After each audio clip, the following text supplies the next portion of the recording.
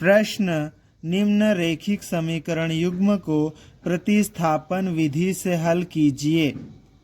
x plus Y बराबर 14, x minus Y बराबर 4। इस प्रश्न में हमें ये दो समीकरण हैं, इन दोनों समीकरणों के युग्म को हमें प्रतिस्थापन विधि से हल करना है। प्रतिस्थापन विधि से समीकरण युग्म को किस प्रकार से हल किया जाता है, पहले हम ये समझ लेते हैं। जैसे हमारे पास में ये दोनों समीकरण हैं, इन दोनों समीकरणों में से जो छोटा समीकरण हमें लगेगा, हम उस छोटे समीकरण को लेंगे और उससे x या y जिसका भी मान निकालना होगा, उस x या y का टेम्परेरी मान निकालेंगे और उसके बाद में उस x या y का जो भी हमने टेम्परेरी मान निकाला है, उस मान को हम उस समीकरण में रखेंगे इन दोनों में से जिसको हमने अभी तक नहीं लिया है, और इस तरह से हमें x और y इन दोनों के मान मिल जाएंगे और इस तरह से हमारा ये रेखिक समीकरण का हल मिल जाएगा। तो अब चलिए हम प्रश्न को हल करना स्टार्ट करते हैं। इस प्रश्न को हल करने के लिए हम क्या करेंगे, लिखेंगे हल। दिया है रेखिक समीकरण युग्म और उसके बाद में इन दोनों समीकरणों को यहाँ पर लिख लेंगे। पहले वाले समीकरण को हम समीकरण नंबर 1 नाम दे देंगे, दूसरे वाले समीकरण को हम समीकरण नंबर 2 नाम दे देंगे।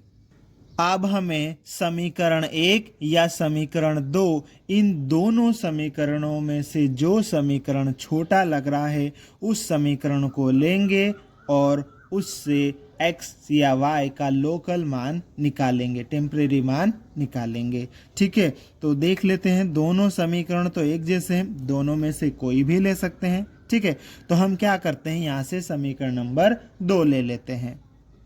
इसके लिए हम लिखेंगे अब समीकरण 2 से, और समीकरण 2 को वैसा की वैसा यहाँ पर हम लिख लेंगे। अब देखो, समीकरण 2 से किसका मान निकालना ज़्यादा आसान रहेगा, x का मान या y का मान? दोनों का ही मान निकाल सकते हैं हम, x का भी y का भी, दोनों का मान निकालना आसान है क्योंकि दोनों के साथ में कोई संख्या है ही नहीं। ठीक है, तो दोनों का सेम ही है। तो क्या करते हैं, हम यहाँ से x का मान निकाल लेते हैं, तो y को उधर भेजेंगे। तो देखो ये रहा x, ये बराबर का चिन्ह और ये 4। ठीक है, y को बराबर के चिन्ह के इधर ला रहे हम, इधर ये y माइनस का है, बराबर के चिन्ह के इधर आएगा तो प्लस का आ जाएगा। ठीक है, इस तरह से x का टेम्परेरी माना जाएगा x बराबर 4 प्लस y, और इसको हम समीकरण नंबर 3 नाम दे देंगे। ठीक है, अब हम क्या करेंगे, ये जो हमने x का टेम्परेरी मान निकाला समीकरण नंबर 3 में, इस मान को हम अब उस समीकरण में रखेंगे जिसका हमने प्रयोग नहीं किया है। समीकरण 2 का प्रयोग हमने कर लिया है, तो बचा कौन, समीकरण नंबर 1। तो ये इस मान को हम समीकरण नंबर 1 में रखेंगे। इसके लिए हम लिखेंगे समीकरण 3 से x का मान समीकरण 1 में रखने पर, और उसके बाद में ये जो समीकरण 1 है उसको हम लिख लेंगे। ठीक है, अब समीकरण 1 को लिखने के बाद में समीकरण 3 में ये जो x का मान दिया है 4 प्लस y, इसको x की जगह पर रखेंगे। ठीक है, तो बाकी चीज़ें वैसी ही आ जाएगी, ये y और ये 14 भी आ जाएगा। इस x की जगह पर ये समीकरण 3 से मान रखना है 4 प्लस y, तो यहाँ पर रख देते हम 4 प्लस y। ठीक है, हमने रख दिया। अब देखो आगे हमें इसको हल करना है। ये y वाले एक ही तरफ रहने दो, तो ये y प्लस y बराबर 4 को इधर भेज दो। ठीक है, संख्याएं एक तरफ और ये y वाले एक तरफ। ठीक है, 4 को इधर भेजेंगे, ये 14, ये 4 इधर आएगा, 4 इधर प्लस का इधर आएगा तो माइनस का हो जाएगा। ठीक है, y प्लस y कितना हो जाएगा, 2y हो जाएगा। ठीक है, बराबर 14 में से 4 घटाओ कितना आ जाएगा, 10 आ जाएगा। ठीक है, अब इसको आगे अपन और हल कर लेते हैं। क्या करना, हमें यहाँ से y का मान निकालना है।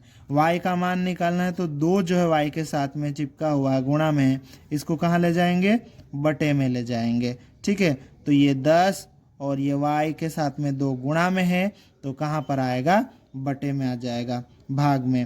अब y बराबर 10/2 आ गया।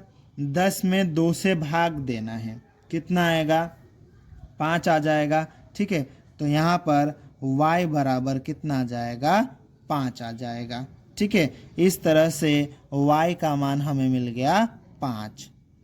अब हम क्या करेंगे, y का ये जो मान है ना, इस मान को हम समीकरण नंबर 3 जो हमने x का लोकल टेम्परेरी मान निकाला था ना, उसमें रख देंगे y का मान, तो हमें वहाँ से x का मान भी मिल जाएगा। इसके लिए हम लिखेंगे अब y का मान समीकरण 3 में रखने पर, और उसके बाद में समीकरण 3 को हम लिख लेंगे x बराबर 4 + y। ये समीकरण 3 हमने लिख लिया। अब इसमें क्या करना है, यहाँ y की जगह पर y का मान रखना है। y का मान कितना आया था, 5 आया था, तो इस y की जगह पर हम क्या रख देंगे, 5 रख देंगे। तो ये रहा x बराबर ये 4 + y का मान कितना आया था, 5, तो 5 रख देंगे। x बराबर 4 + 5 कितना हो जाएगा, 9 हो जाएगा। इस तरह से x का मान कितना आ गया, 9 आ गया। ठीक है, अतः x बराबर 9, y बराबर 5, और यही हमारा उत्तर है।